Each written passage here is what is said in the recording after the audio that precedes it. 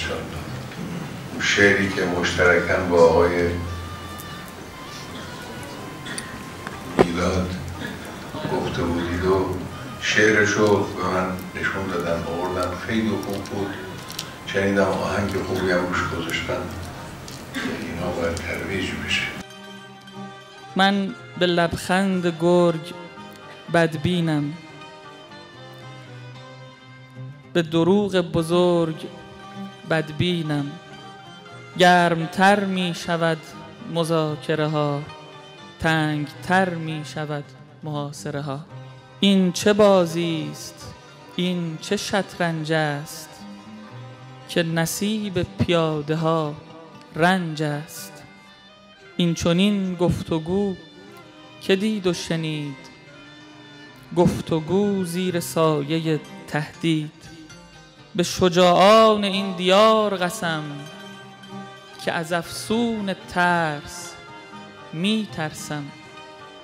چه کنم دست دشنه را خوانده است، زخمهایی که بر تنم مانده است. دیده ام من به دستهای شما رد خون برادرانم را. چه بگویم نمی رود از یاد، تلخی 28 مرداد. آن طرف موج خنده های شماست، ناو وینسنس این طرف پیداست. شاهدان دوباره مایند، خیل تابوت ها که می آیند. چند نسل است روی شانه ما، می رود کاروانی از شهدا.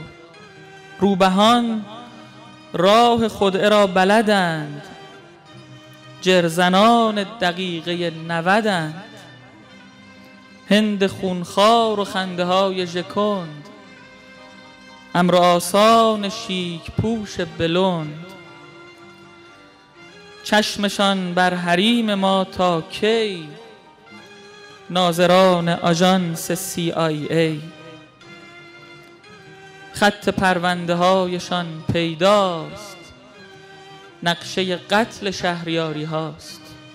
رگ تحریم میزنیم به کار، همت ما مباد صرف قمار. گرچه نمرود هیزم آورده است، باز دست خداست بالا دست. گرچه نمرود هیزم آورده است، باز دست خداست بالا دست.